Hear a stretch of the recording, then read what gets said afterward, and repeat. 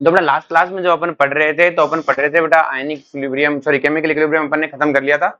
आज अपन शुरू करेंगे आयनिक इक्विलिब्रियम। देखो आयनिक इक्विलिब्रियम क्या है बेटा, कि केमिकल का ही एक्सटेंडेड रूप है।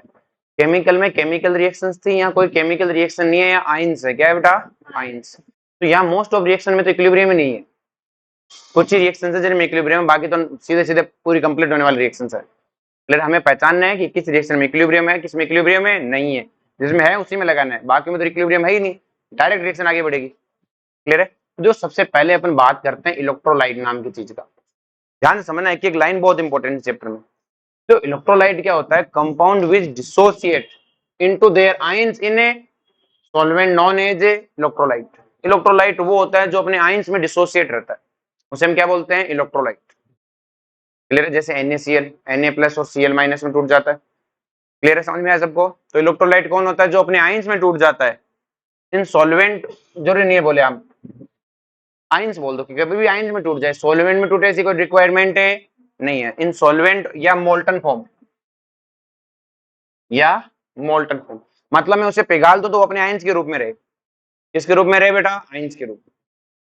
किसी में घोलने की जरूरत नहीं है, बिना घोले भी अपने आयंस में रहता, तब भी मैं उसे इलेक्ट्रोलाइट ही बोलूंगा। क्या बोलूंगा? इलेक्ट्रोलाइट। ये इलेक्ट्रोलाइट दो तरह का होता है बेटा, एक होता है स्ट्रॉन्ग इलेक्ट्रोलाइट, एक होता है वीक इलेक्ट्रोलाइट। तो वापस वही क्वेश्चन आता है कि स्ट्रॉन्ग इलेक्ट्रोलाइट क्या होता है। कि देखो बेटा स्ट्रॉन्ग इलेक्ट्रोलाइट क्या होता है? Electrolyte 2000 100% dissociate, electrolyte 2000 100% dissociate into their ions known as a strong electrolyte. ऐसी चीज जो अपने आयंस में 100% टूटता हो उसे हम क्या बोलते हैं बेटा? Strong electrolyte. हर चमका क्या पूरा टूट जाता, कुछ नहीं बचता किसी भी कंसेंट्रेशन पे, at any concentration, at any concentration मतलब कोई भी कंसेंट्रेशन दे दो आप, मामूली से मामूली। जैसे आपने भिंडी की सब्जी सबने खाई होगी, सूखी बनती है, उसमें आप नमक डालते हो, फौरन पूरे में घुल जाता है, क्योंकि उसमें कौन सा पानी होता है? अरे बोलो। वो अपने आयंस में घुल के टूट के पूरे में फैल जाता है। तो मतलब किसी भी कोई भी कंसेंट्रेशन दे दो XYZ, अगर वो घुला हुआ है, भाई घुला ही नहीं तो बात अलग है, अगर घुला ही नहीं तो बात है अलग है। जो घुल गया पार्ट वो सारा अपने आयंस में रहना चाहिए टूटा हुआ। भाई ऐसा नहीं कि सर घुला नहीं, उसकी क्या, जो नहीं घुला उसकी क्या बात है? कुछ बात ही नहीं है। जो नहीं घुला उसकी तो कोई बात, जो घुल गया वो अपने आयंस में टूटा हुआ रहेगा। किस में रहेगा? अपने आयंस में, क्योंकि घुल गया वही तो कंसेंट्रेशन शो करेगा। वीक इलेक्ट्रोलाइट क्या होते हैं? Electrolyte 2000 partially dissociate, electrolyte 2000 partially dissociate known as a weak electrolyte. अब वीक इलेक्ट्रोलाइट भी 100% डिसोसिएट हो सकते हैं इनफाइनाइट डाइल्यूशन पे। कब है? हम इनके लिए क्या बोलते हैं? Weak electrolyte are 100% dissociate infinite dilution, मतलब हम उनको इनफाइनाइट टाइम डाइल्यूट करें तो ही 100% टूटेंगे, वरना ये 100% टूटेंगे। आगे बात में अगर इनकी एग्जाम्पल की बात करें तो ऑलमोस्ट सारे साल्ट, जब तक अगला खुद रो के नहीं कहे कि ये 30% टूटा किसी साल्ट के लिए, हम हमेशा यही मानेंगे जो साल्ट घुल गया वो 100% टूटा है, अगर अगला खुद से ना रोए तो। अरे बोलो। यही मानेंगे जितना घुल गया सारा 100% टूटा है। अरे बोलो। नेक्स्ट देखना कि दूसरा है बेटा अपने पास जो स्ट्रॉन्ग एसिड है और बेस, अगला जब तक नहीं रोएगा अपन 100% तोड़ेंगे। अरे बोलो। और अगला रोएगा मतलब अगला खुद कह दे कि एक एसिड है तो 30% डिसोसिएट हुआ, ठीक है, तो उसकी बात मानेंगे। और वीक में कौन है? Weak acid and base, weak acid and आगे बात में, तो इन्हीं पे इक्विलिब्रियम है, यहाँ इक्विलिब्रियम है ही नहीं, क्योंकि 100% टूट गया इसका मतलब क्या? रिएक्टेंट तो बचा ही नहीं। जब रिएक्टेंट बचा ही नहीं तो कहीं के इलेक्ट्रोलाइट, सॉरी इक्विलिब्रियम कहीं का है? इक्विलिब्रियम का मतलब क्या होता है? रिएक्टेंट प्रोडक्ट दोनों ही कंसेंट्रेशन रहनी चाहिए और दोनों आगे पीछे चलते रहना चाहिए। जब रिएक्टेंट बचा ही नहीं इसका मतलब रिएक्शन पीछे आ ही नहीं रही, तो इक्विलिब्रियम यहाँ तो है ही नहीं। इक्विलिब्रियम तो यहाँ है, क्योंकि 100% टूटेगा नहीं, तो रिएक्टेंट प्रोडक्ट में जा रहा होगा, प्रोडक्ट रिएक्टेंट में जा रहा होगा, तभी तो इक्विलिब्रियम बनेगा। तो बताओ इक्विलिब्रियम है कहाँ? वीक में, यहाँ तो ही नहीं। तो मतलब जब पढ़ेंगे दोनों को, तो जब मैं ये पढ़ा रहा हूँ तो पूरा पूरा तोड़ो, और जब ये पढ़ा रहा हूँ तो बस ऊपर ऊपर से चलो। फिर बोलो। नेक्स्ट देखो बड़ा ध्यान से, तो आपके सारे स्ट्रॉन्ग एसिड है। स्ट्रॉन्ग एसिड में देखो कौन कौन है अपने पास, एग्जांपल ही ध्यान रखना बेटा। HCl, HBr, HI, H2SO4, HClO4 और HNO3, ये क्या है? अपने स्ट्रॉन्ग एसिड है। क्या है बेटा? Strong acid. वीक एसिड में कौन है बेटा? NaOH, सॉरी स्ट्रॉन्ग बेस में NaOH, calcium hydroxide, potassium hydroxide, magnesium hydroxide, barium hydroxide. Clear है? अब बात करते हैं वीक एसिड की। तो देखो HCl, HBr, HI, ये तो क्या है? स्ट्रॉन्ग एसिड है। कैसे है बेटा? मैंने आपको पीरियोडिक में भी बताया था, HF बॉन्ड टूटता नहीं है। पीरियोडिक में बताया था ना, HF बॉन्ड क्या होता है? मजबूत होता है, वो टूटता नहीं है। जबकि HI, HCl, HI बॉन्ड क्या? बॉन्ड लेंथ ज्यादा होती है, बॉन्ड जल्दी टूट जाता है। अब ये बॉन्ड टूटता नहीं तो ये वीक है। उसके बाद सारे ऑर्गेनिक वाले एसिड जो आप पढ़ते हो ऑर्गेनिक में, एसिडिक एसिड, फॉर्मिक एसिड, आ रही बात में, ये होता है बेटा, ये तो होता है एसिटिक एसिड। कौन सा होता है? Acetic acid. आप पढ़ोगे फॉर्मिक एसिड, फिनोल, फिनोल को ऐसे भी लिखते हैं, ऐसे भी लिखते हैं। क्लियर है? अब देखो ध्यान से, नाइट्रिक HNO3 कहां पर गया? ये रहा। नाइट्रिक तो क्या है बेटा आपका? स्ट्रॉन्ग। और नाइट्रस एक कम वाला होता है नाइट्रस, HNO2, ये क्या है? वीक। क्या है बेटा? H3PO4, H3PO3, H3PO2, HCN, ये सब क्या है? वीक है। क्या है बेटा? ये एग्जाम्पल ध्यान रखने चाहिए। फिर बात करते हैं वीक बेस की। मैं कुछ मस्त रहो, मस्त रहो। सारे नाइट्रोजन डोनेट, इस लुईस बेस की बात है, सारे नाइट्रोजन वाले वीक बेस है। सारे नाइट्रोजन वाले क्या है? वही तो, ammonia, primary amine, secondary amine, tertiary amine, NH4OH, pyridine. Clear है? और बेरिलियम हाइड्रोक्साइड, इसको जानते हो? दोगला, इम्पोर्टेरिक।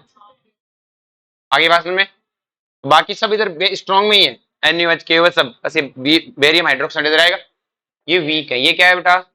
अब देखो जब न्यूमेरिकल कर रहे होते हो, देखो थ्योरी में तो आपको याद होना चाहिए कौन वीक कौन स्ट्रॉन्ग है। न्यूमेरिकल करते समय आपको किसी का याद करने की जरूरत नहीं है कि सर क्यों? क्योंकि जब न्यूमेरिकल करोगे तो वीक एसिड और वीक बेस का क्या होता है? इक्विलिब्रियम। अगर इक्विलिब्रियम होगा तो इक्विलिब्रियम कांस्टेंट भी तो देगा, हमें पता लग जाएगा जिसका इक्विलिब्रियम कांस्टेंट दिया वो वीक है और जिसका नहीं दिया वो स्ट्रॉन्ग है, पूरा तोड़ेंगे। तो न्यूमेरिकली करते समय मुझे कोई दिक्कत नहीं आएगी।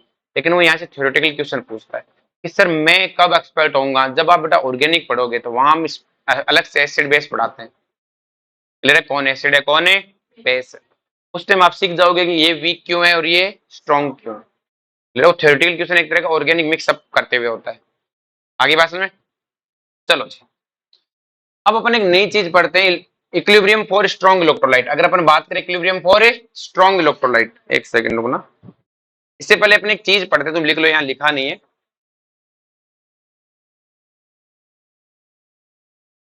एक तरफ लिखो बेटा ट्रू इलेक्ट्रोलाइट, एक तरफ लिखो सूडो इलेक्ट्रोलाइट। ठीक है, इसमें लिखा हुआ नहीं। एक तरफ लिखो ट्रू इलेक्ट्रोलाइट और दूसरी तरफ क्या लिखो? Pseudo electrolyte. देखो ट्रू इलेक्ट्रोलाइट और सूडो इलेक्ट्रोलाइट का इस बात से कोई लेना देना नहीं है कि वो स्ट्रॉन्ग है या वीक है। स्ट्रॉन्ग और वीक किस बेस पे बोले हुए? 100% टूटे तो स्ट्रॉन्ग और 100% ना टूटे तो वीक। इसका ट्रू से कोई लेना देना नहीं है। ट्रू और सूडो किस बेस पे? कि ऐसा इलेक्ट्रोलाइट जो पानी में डालने पर तो अपने आयन देता ही है, साथ में उसे पिघाल दो तब भी आयन देता है। साथ में उसे पिघाल दो तब भी क्या देता है? Ion.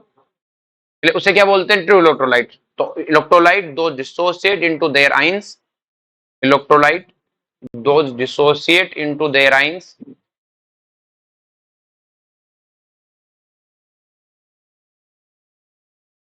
electrolyte those dissociate into their ions in molten as well as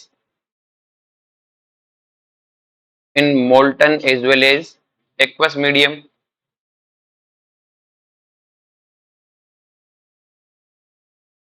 in molten as well as molten और एक्वस मीडियम दोनों में अपने आयंस में डिसोसिएट हो जाता है। जैसे अपने पास साल्ट है NaCl, KCl, Na2SO4, आप इनको पिघाल दो, ये अपने आयंस में टूट जाएंगे। ये अपने आयंस में क्या हो जाएंगे? टूट जाएंगे। क्योंकि बेटा में जैसे NaOH है वो भी टूट जाएगा। मेटल और नॉन मेटल के बीच के बॉन्ड है ना, तो अपने केटायन आयन में टूट जाएंगे।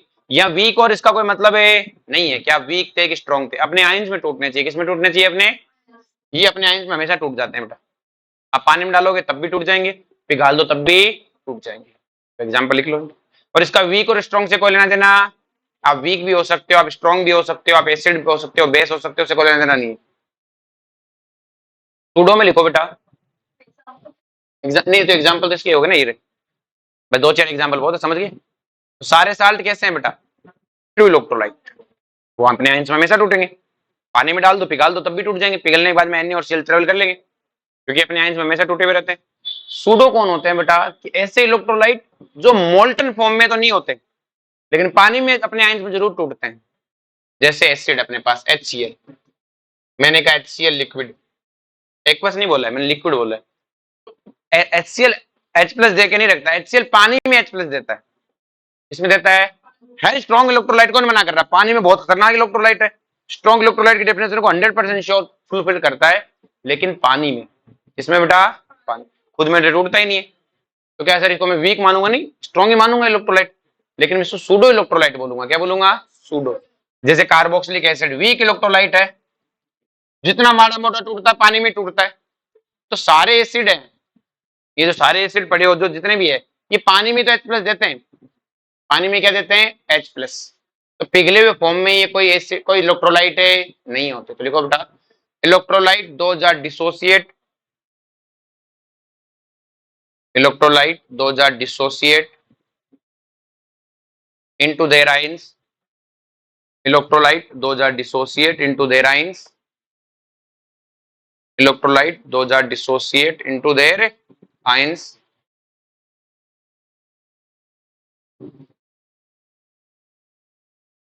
in aqueous form, not in molten, in aqueous form only, not in molten. Example लिख लो, HCl liquid, carboxylic acid H2SO4 liquid. समझ में आ गया बेटा? ध्यान रहे इस बात का। वो कैसे लिख देता है कि इनमें से सूडो ट्रू इलेक्ट्रोलाइट कौन सा है? H2SO4 लिक्विड लिख देगा। इनमें पूछ लेगा इनमें से इलेक्ट्रोलाइट कौन सा है, और उसने HCl लिक्विड लिख दिया, तो मैं नहीं कहूंगा वो इलेक्ट्रोलाइट है। HCl एक्वस इलेक्ट्रोलाइट है, HCl लिक्विड इलेक्ट्रोलाइट ही नहीं। अरे बोलो, क्योंकि वो अपने फॉर्म में जब पिघला हुआ रहता है तो कुछ नहीं देता, पानी में जाके सब कुछ देता है। अच्छा, इससे स्ट्रॉन्ग और वीक का कोई लेना देना नहीं है कि सर स्ट्रॉन्ग वाले तो ट्रू होते होंगे ना, ऐसी कोई बात ही नहीं। समझ गए? चलो जी, अब बात करते हैं बेटा इक्विलिब्रियम फॉर स्ट्रॉन्ग इलेक्ट्रोलाइट। हम स्ट्रॉन्ग इलेक्ट्रोलाइट के लिए इक्विलिब्रियम पढ़ना चाहते हैं। के लिए पढ़ना चाहते हैं बेटा स्ट्रॉन्ग इलेक्ट्रोलाइट के लिए। तो स्ट्रॉन्ग इलेक्ट्रोलाइट कौन होता है? Dissociation of strong electrolyte is a irreversible reaction. एक इरिवर्सिबल है, क्योंकि 100% टूट गए। 100% टूट गया मतलब रिएक्टेंट तो बचा ही नहीं। अरे बोलो, in which reaction convert into product 100%, so there is no equilibrium। इसलिए यहाँ कोई इक्विलिब्रियम ही नहीं है। कि सर इक्विलिब्रियम नहीं है मतलब क्या है? जैसे अपने पास है कि मैंने कहा टाइम t इक्वल टू 0 पे 0.1 है, ये 0 थे। जैसे टाइम, इसमें मोल का बहुत यूज है, वो बाबूलाल वाला method. Time t equal to 0 पे time t equal to t1 आएगा। जब टाइम t इक्वल टू क्या आएगा? t1, ये 0 होगा बेटा। ये क्या होगा? तो ये 0.1 0.1, तो इसका इक्विलिब्रियम कांस्टेंट कितना आना चाहिए? इनफाइनाइट। और मैं कहता हूँ डिफाइन ही नहीं है कहीं का इनफाइनाइट। इक्विलिब्रियम डिफाइन होगा तो ही तो इक्विलिब्रियम निकालोगे ना कांस्टेंट। भाई इक्विलिब्रियम कांस्टेंट तो भाई ये प्रोडक्ट की कंसंट्रेशन अपॉन है रिएक्टेंट की कंसंट्रेशन। मैं कहता हूँ डिफाइन ही नहीं है, कहीं को निकाल रहे हो? जब डिफाइन हो तो निकालना। चमका क्या? अगर मैं HCl के लिए बात करूं, 100% टूट जाएगा, 0.2.2। H2SO4 मुझे कुछ कहा नहीं, क्या मैं पूरा तोड़ दूंगा? कुछ कहेगा तो पूरा नहीं तोड़ूंगा। 2H plus SO4 2 minus 0.2 0 0, equilibrium है ही नहीं। अरे बोलो, समझ में आ गया बेटा सबको? तो स्ट्रॉन्ग इलेक्ट्रोलाइट पे कोई इक्विलिब्रियम नहीं, पूरा तोड़ देना। क्या कर देना बेटा? पूरा। अब बात करते हैं equilibrium for a weak electrolyte. अब बाइनरी इलेक्ट्रोलाइट ही पढ़ूंगा मैं पूरे चैप्टर में कि सर बाइनरी का मतलब क्या होता है? ऐसा इलेक्ट्रोलाइट जो अपने दो आयंस में टूटता हो।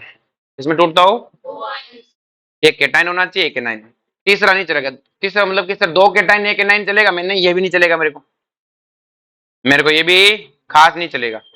वीक इलेक्ट्रोलाइट में मैं सारे वही वीक इलेक्ट्रोलाइट लूंगा जो एक केटाइन और एक एनाइन में टूटते हो। हमारे पास में अभी के लिए मैं वही लूंगा, बाकी तुम सीख जाओगे, आगे तुम जो मर्जी है लेना।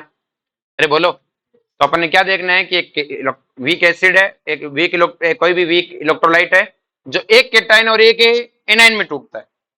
मैंने कहा आपके पास ए बी एक नाम का ऐसा कोई है जो टाइम टी इक्वल टू 0 पे ए था। टाइम टी इक्वल टू 0 पे कितना था? ए। ये टूटा बेटा 0 0। अरे बोलो, इसमें से एक्स चला गया। क्या चला गया?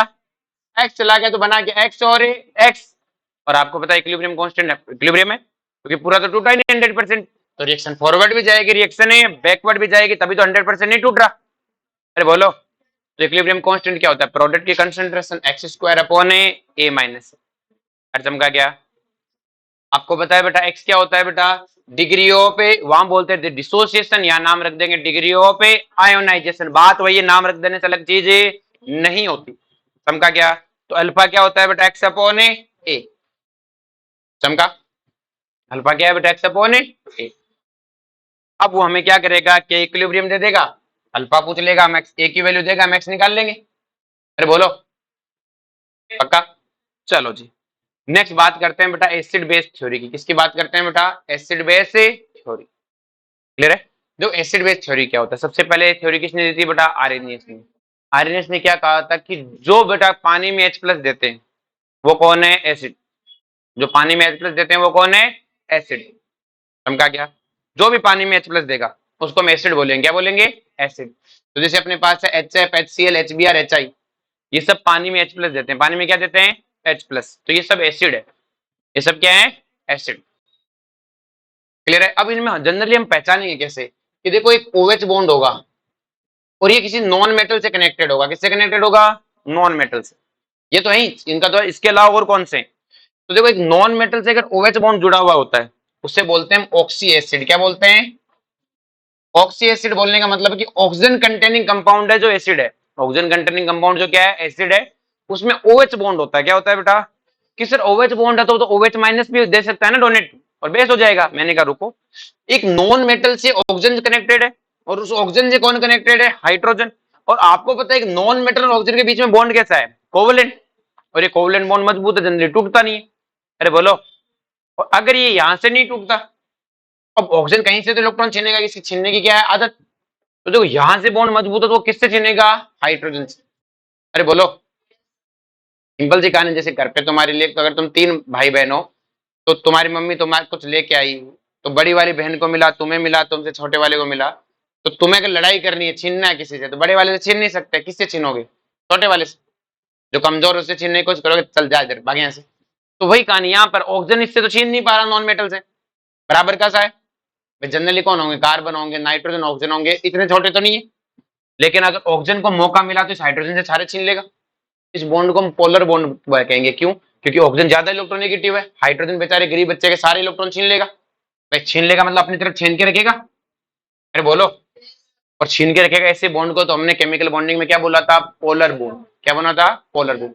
अगर वो इलेक्ट्रॉन को छीन के रखेगा, अब जब जरूरत पड़ेगी, क्या वो H को लात मार के पानी में फेंक देगा कि नहीं फेंक देगा? अरे बोलो, और पानी में किसको फेंकेगा? H प्लस को। किसको फेंकेगा? H प्लस को। तो क्या कहलाएगा? एसिड। क्या कहलाएगा? एसिड। क्यों? क्योंकि वो इससे नहीं छीन पा रहा। इससे नहीं छीन पा रहा, कम छीन पा रहा है, तो हाइड्रोजन से ज्यादा छीन लेगा। भाई वो दोनों तरफ से छीनने की कोशिश करेगा, फिर इधर वाला अपोज करेगा तो वो क्या करेगा? इधर वाले से ज्यादा छीन लेगा। अरे बोलो, चलो जी। तो एक नॉन मेटल होना चाहिए, और वो नॉन मेटल में ऐसा ऐसा हो जाएगा, अपना नॉन मेटल O नेगेटिव बाहर हो जाएगा, अपना H प्लस है बाहर। सारे एसिड ऐसे ही है। जैसे आपने देखा सल्फ्यूरिक एसिड H2SO4, ये होता है स्ट्रक्चर सल्फ्यूरिक एसिड में। अब ये काम कौन कर पाएंगे बेटा? More electronegative atom. तो अपन ने पढ़ा होगा बेटा, ये वाली चीज पढ़ी है अपन ने, कौन कल बाहर इस पे है। इतने सारे लोग हाइड्रोजन को लात मार के भगा देंगे। ये सब हाइड्रोजन से बहुत ताकतवर है।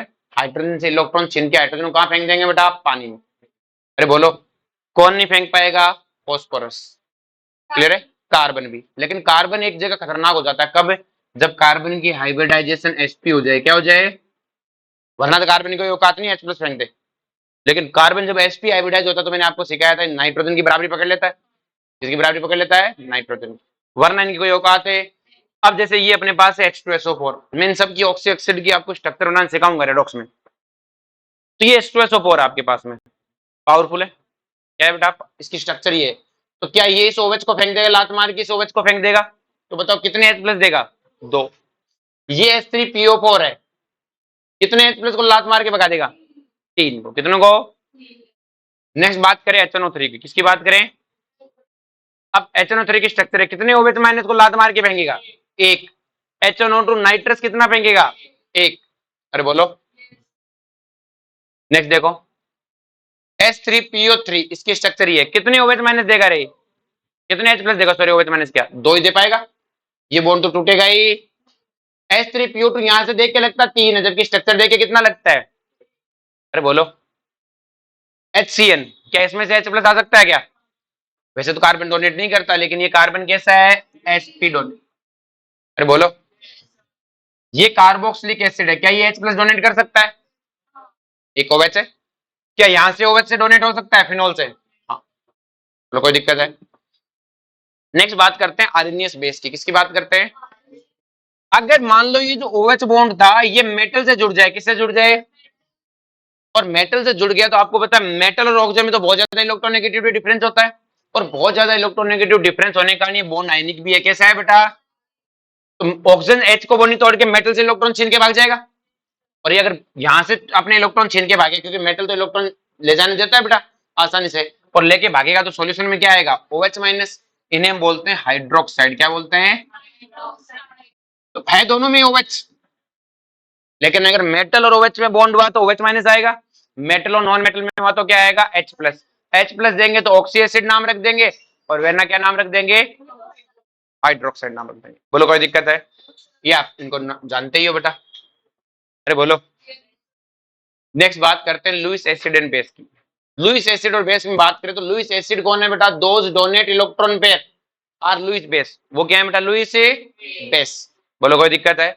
और those give gain electron pair known as a acid. जो इलेक्ट्रॉन पेयर लेंगे वो एसिड, जो डोनेट करेंगे वो बेस। अब हमें पहचानना है बेस कौन है। जो बेटा सिंपल सी कहानी है, बेस कौन है? जो lone pair donate, lone pair क्या? इलेक्ट्रॉन पेयर डोनेट करे। क्या डोनेट करे? अब देखो डोनेशन की मैं कहता हूं ये आदमी दानी है, तो उसकी पहली कंडीशन इसके पास पैसे, पैसा होना बहुत जरूरी है। कोई कहे भिखारी है, पैसे कहां से डोनेट करेगा वो? दानी होने के लिए आपके लिए पहली चीज क्या है बेटा? पैसे होने चाहिए। हमारी बात में कहते कर्ण बहुत महान दानी था, तो जब दुर्योधन ने कुछ बना दिया तभी तो महान दानी हुआ। उसके बाद तो चलो उसने वो भी दे दिया, लेकिन पहले शुरुआत कहां से हुई? उसको कुछ बनाया, बचपन से दानी थोड़ी था। नहीं, पैसा होना बहुत जरूरी है आपके पास। जब प्रेरणा कहती है मैं दानी हूं, तो आप मानोगे क्या? तो नहीं मानेगी। तो मानना चाहिए। क्लियर है? तो अब अपन आगे बात करें बेटा। ऑल एनाइन सारे लुईस बेस। ऑल एनाइन क्या है बेटा? Lewis base. सारे एनाइन है। क्यों भाई सारे एनाइन लुईस बेस क्यों है? क्यों? सब पे नेगेटिव चार्ज है। एनाइन इसका मतलब नेगेटिव चार्ज है। नेगेटिव चार्ज है मतलब खूब सारे इलेक्ट्रॉन है, इलेक्ट्रॉन डोनेट कर देंगे। तो सारे एनाइन के बारे में सोचने की जरूरत नहीं, सब लुईस बेस है। कहानी खत्म हुई एक तो बोलो। दो जेव लोन पेयर, जिनके पास लोन पेयर है, किस हमें कैसे पता चलेगा किसके पास लोन पेयर है? जब कार्बन 4 बॉन्ड बनाता है तो कोई लोन पेयर नहीं होता। नाइट्रोजन जब 3 बॉन्ड बनाता है तो एक लोन पेयर। ऑक्सीजन जब 2 बॉन्ड बनाता है तो 2 लोन पेयर, और एक बॉन्ड बनाता है तो 3 लोन पेयर। बस हो गया काम। जैसे अरे इनके नीचे फैमिली आ जाएगी ना, खत्म कहानी। सेम फैमिली चलेगी पूरी में, पूरी फैमिली के लिए बात है। तो हमें दिया अमोनिया, हमें पता लोन पेयर इसके पास एक। एक नाइट्रोजन 3 बॉन्ड बनाता है, एक लोन पेयर है। लिखा हुआ है तुम्हें लोन पेयर दिखा रहा हूँ, वहां एग्जाम में तो लिखाएगा RnH2। तो नाइट्रोजन के कितने बॉन्ड बने हुए? 2 हाइड्रोजन से R मतलब एक कार्बन चेन से कितने बॉन्ड बने हुए? 3। 3 बॉन्ड बने हुए मतलब एक लोन पेयर। इसी तरह मैंने कहा R2NH, 3 बॉन्ड बने हुए एक लोन पेयर। 3 बॉन्ड बने हुए एक लोन पेयर। मैं बात करूं पिरिडीन की, तो नाइट्रोजन में कितने बॉन्ड बने हुए? 3। नाइट्रोजन कितने? 2 सिग्मा 1 पाई। 3 बॉन्ड बने हुए मतलब एक लोन पेयर। फिर H2O, 2 बॉन्ड बने हुए 2 लोन पेयर। फिनॉल, क्या फिनॉल तो भी एसिड में लिखवा के आए थे? हाँ मैंने कहा आरएनएस एसिड भी है। H प्लस भी डोनेट करता है, लोन पेयर भी डोनेट करता है। तो जब H प्लस डोनेट कर रहा होगा मैं क्या कहूंगा? RNS acid. और जब लोन पेयर डोनेट कर रहा होगा मैं कहूंगा लुईस बेस।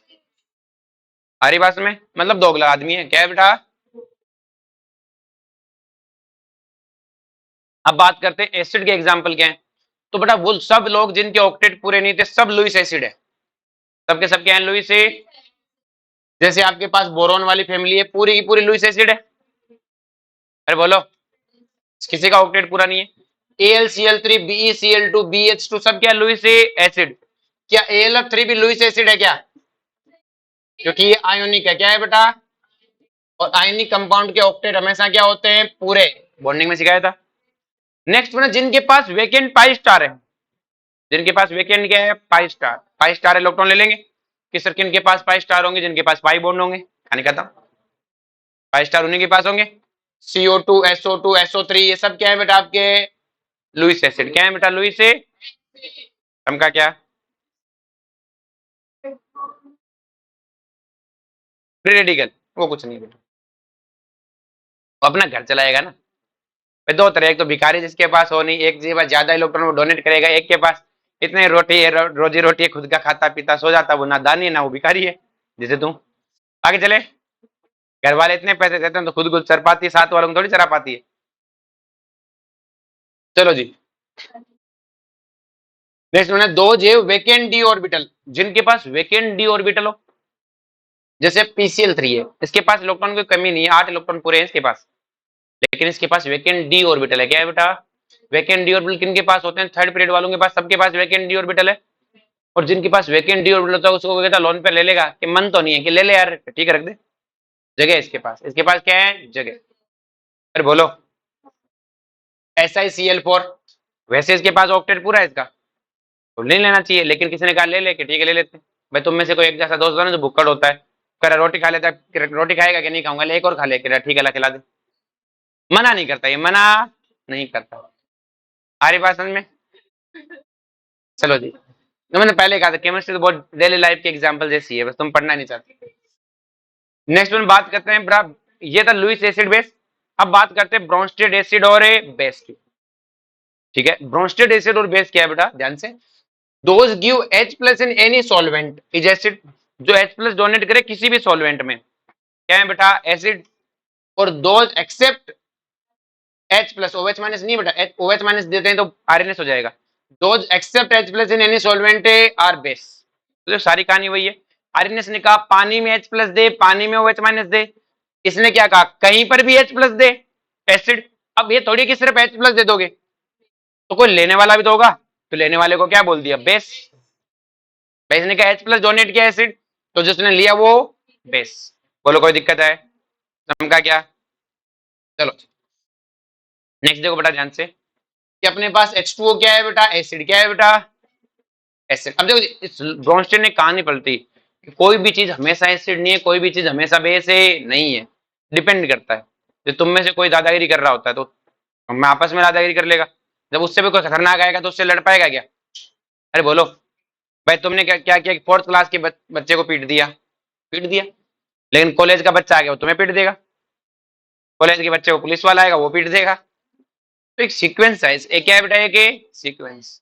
आप कितने बड़े दादा हो, आपसे बड़ा भी कोई होगा, क्लियर है। तो ये इसमें ब्रोंस्टेड ने कहा कोई एसिड और बेस परमानेंट नहीं है, सब सामने वाले पे डिपेंड करता है, सामने वाला कमजोर है तुम दादा बन जाओगे, सामने वाला ताकतवर है तुम कह दोगे तू दादा, खत्म कहानी। अरे बोलो, तो जैसे मैंने कहा पानी में मैंने अमोनिया डाला, पानी में मैंने क्या डाला, तो इस रिएक्शन को देख के हमें पता करना है कि आपको पता H2 है, इसने H प्लस दिया होगा तो इसने H प्लस लिया होगा, रिएक्शन को देख के लग रहा है बेटा अमोनिया ने एक H प्लस लिया तभी तो NH4 प्लस बना।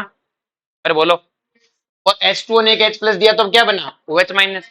तो आपको साफ दिख रहा है इसने H प्लस दिया तो ये एसिड है, और इसने H प्लस लिया तो ये बेस है। तो पहले तो आपको तय करना है रिएक्शन देख के कौन एसिड कौन है बेस। अब तय हो गया कौन एसिड और कौन है बेस। अब ध्यान से, एक एसिड ने H प्लस दिया, उससे जो चीज बनी वो है कॉन्जुगेट बेस। क्या है बेटा, जनरली बच्चे के मन में क्या होती है कि एसिड और बेस रिएक्शन करके न्यूट्रलाइज होते हैं, ऐसा नहीं है। एक एसिड और बेस रिएक्शन करके हमेशा न्यूट्रलाइज नहीं होते, वो फिर से बनाते हैं, और वो होते हैं कॉन्जुगेट एसिड बेस। क्या बनते हैं कॉन्जुगेट, क्योंकि बेटा मैं रिएक्शन को इधर से देख रहा हूं, अगर मैं इधर से देखूं तो NH4 है प्लस है, OH माइनस है, तो क्या NH4 प्लस H प्लस देगा, इधर से पढ़ो ना, NH4 प्लस अमोनिया में गैस का मतलब इसने H प्लस दिया है, H प्लस दिया मतलब ये एसिड हुआ, क्या हुआ OH माइनस ने एक H प्लस लिया तभी H2O में गैस का मतलब ये बेस है। पर ये सीधे बेस नहीं होगी, इन्हें क्या बोल दिया कॉन्जुगेट। क्या बोल दिया, तो मैंने कहा कि ये एसिड है तो इससे पैदा हुआ वो कौन होगा बेस, पर कौन सा बेस है कॉन्जुगेट। एक बेस है उससे क्या पैदा हुआ कौन सा कॉन्जुगेट एसिड। तो क्या सर ये प्रोडक्ट अभी न्यूट्रल नहीं हुआ, हो भी सकता है नहीं भी हो सकता है, पॉसिबिलिटी आगे चल के पढ़ेंगे, आपको तो देखना है कि बना एसिड बेस। अरे बोलो, नेक्स्ट वन है, ये मैंने अमोनिया की NaOH से रिएक्शन तो गलत करवा दी है, होती नहीं है वैसे रिएक्शन। मान लो ये रिएक्शन होती है, वैसे ऑर्गेनिक वाइज रिएक्शन होती है, अलाउड नहीं है। ठीक है, मैंने कहा अमोनिया ने NaOH रिएक्शन की और क्या बनाया, NaNH2 प्लस H2 बनता है, इससे नहीं बनता अमोनिया से, NaOH से नहीं बनता। मान लो NaOH की बहुत हाई कंसंट्रेशन करा के मैंने करवा दी, क्लियर है। तो अमोनिया ने NaOH रिएक्शन की और क्या बनाया बेटा, NaNH2 प्लस H2। तो आपको साफ साफ दिख रहा है कि यहाँ जो अमोनिया है उसने H प्लस दिया है, अरे बोलो। और अगर इसने H प्लस दिया है तो क्या बनेगा बेटा, बेस, सॉरी एसिड। ये अमोनिया एक H प्लस दे रहा है, मतलब ये एसिड है, अरे बोलो। भाई साफ साफ दिख रहा है, अमोनिया NH2 माइनस जा रहा है, इसका मतलब H प्लस दिया है, H प्लस दिया है, इसका मतलब ये कौन है, एसिड। ये कौन है, एसिड। जो इसका प्रोडक्ट बनेगा वो क्या कहलाएगा, कॉन्जुगेट बेस। अरे बोलो, कि सोडियम क्या कर रहा है, मैं इसे घूमते फिरते रहते हैं, इनका कोई लेना देना नहीं। यहाँ पे Na प्लस को छोड़ो, OH माइनस है, इधर H2 है, इसका मतलब इस OH माइनस ने H प्लस लिया है, अरे बोलो, H प्लस लिया है, मतलब ये कौन है, बेस। अरे बोलो, अगर ये बेस है तो इसका कॉन्जुगेट क्या होगा, एसिड। चमका क्या, तो वही अमोनिया जो यहाँ बेस था वही अमोनिया यहाँ क्या है, एसिड। मैंने कहा कार्बोक्सिलिक एसिड पानी की रिएक्शन कर रहा है, ये रिएक्शन हुई। तो आपको साफ साफ दिख रहा है कार्बोक्सिलिक एसिड क्या है, एसिड। क्या है बेटा, एसिड का काम कर रहा है। और पानी किसका काम कर रहा है, बेस का। वही पानी जो यहाँ एसिड का काम कर रहा था, अरे समझ में। अभी किसका काम कर रहा है बेटा, बेस का। किसका काम कर रहा है, बेस। अब इसने H प्लस दिया तो ये एसिड है, लेकिन इससे जो पैदा हुआ वो कौन है, कॉन्जुगेट बेस। H2O क्या है, बेस। अरे बोलो, इससे जो पैदा हुआ वो कौन है, चमका क्या।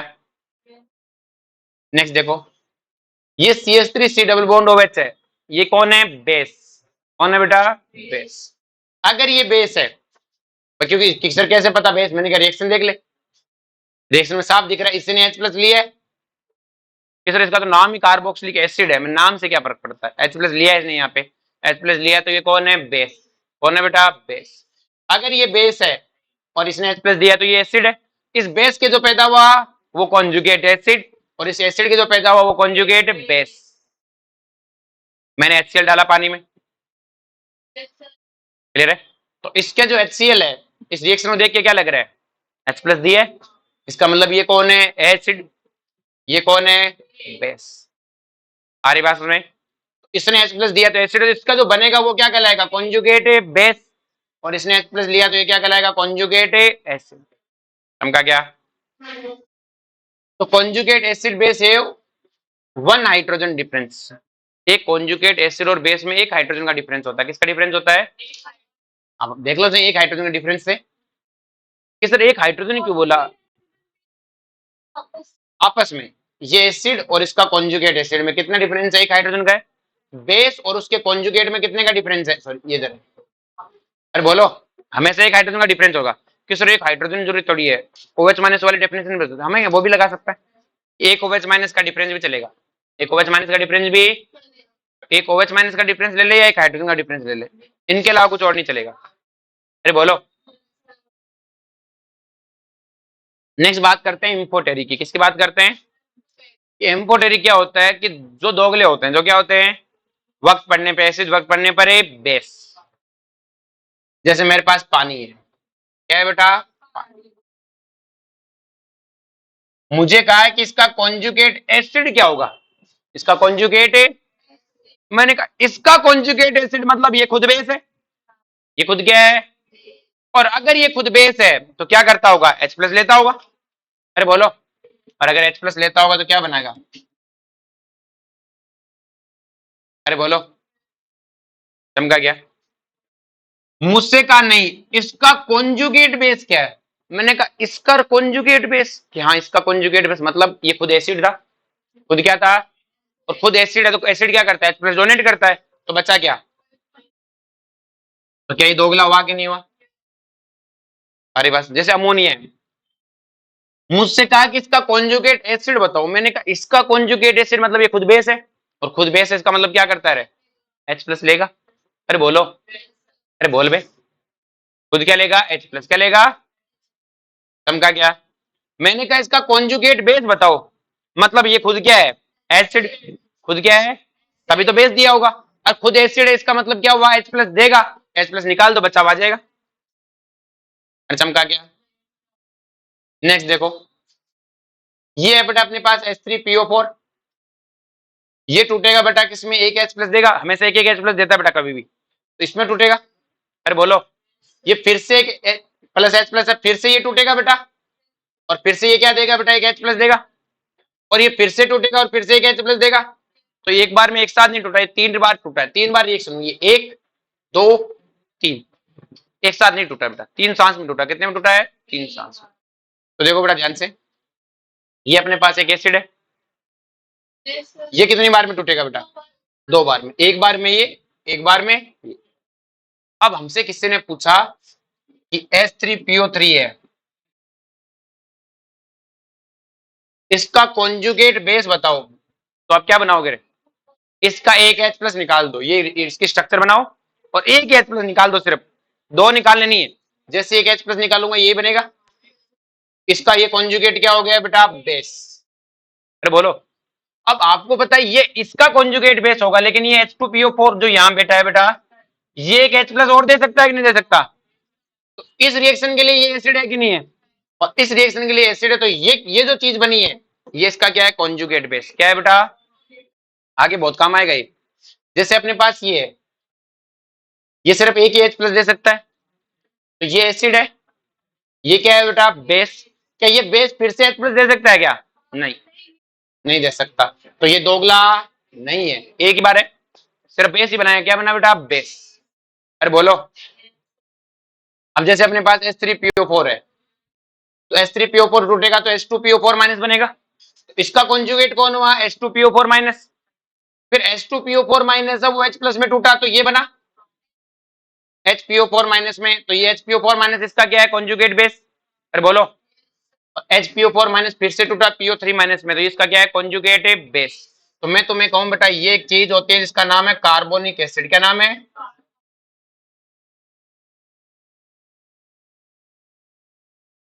H2CO3, ये टूटा बेटा CO3 2 माइनस और H प्लस में, क्या ये इसका कॉन्जुगेट है क्या, 2 H प्लस टूट गया, सीधा कॉन्जुगेट है। कि मैं कहना मतलब चाहते क्या हो कि सर पहले एक निकालो, ये इसका कॉन्जुगेट है, और ये फिर से टूटेगा तो ये इसका कॉन्जुगेट है, तो दोगला कौन ठहरा, ये इसका, ये एसिड है तो ये कॉन्जुगेट बेस है, इधर वाले रिएक्शन में ये H प्लस दे रहा है, इसका मतलब ये एसिड और ये कॉन्जुगेट है बेस, तो दोगला कौन ठहरा, ये। अरे बोलो, पक्का समझे। तो मुझे एक बात बताओ बेटा, H2PO2 माइनस, मैंने कहा इसका कॉन्जुगेट एसिड बताओ, इसका मतलब ये बेस है, H प्लस, मुझे एसिड चाहिए, तो इसका मतलब ये बेस, ये क्या था बेटा, बेस, बेस है तो H प्लस लिया होगा, H प्लस लेगा तो क्या बन जाएगा, H3PO2।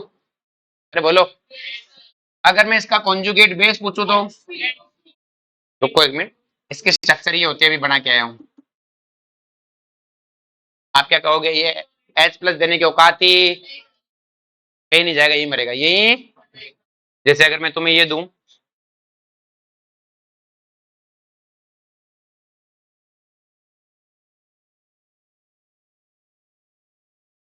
इसका कॉन्जुगेट एसिड क्या होगा, मतलब एसिड चाहिए, मतलब ये खुद बेस है, एक H प्लस ले लेगा, H3PO4। मैंने कहा कॉन्जुगेट बेस क्या होगा, पहले स्ट्रक्चर बना लो, ये स्ट्रक्चर है बेटा, एक तो नेगेटिव है बाकी दो OH है, क्या अभी भी औकात है क्या H प्लस देने की, है हमारे पास में, एक H प्लस दे डाल दो हमारी पास में, अब वो तो HPO4 माइनस होगा। अगर कोई मुझसे इसका कॉन्जुगेट एसिड पूछे, इसका मतलब क्या, ये एक H प्लस एसिड चाहिए तो ये क्या बेस, एक H प्लस दिला दो, जैसे एक H प्लस दिलाओगे एक नेगेटिव चार्ज कम हो जाएगा, और मैंने कहा कॉन्जुगेट एसिड नहीं, मेरे को तो इसका बेस चाहिए, एक H प्लस और फेंकवा दो बाहर, और ये भी दे सकते, ये आगे नहीं जाएगा कहीं पर भी। आगे बात में तो दोगला समझ में आ गया कौन है, जो आगे पीछे दोनों तरफ जा सकते हो, दोगला है, समझे। नेक्स्ट बात करते हैं बेटा, equilibrium constant for a weak acid. कितने पन्ने हो गए, 5 हो गए, देखने दो कितना बच रहा है।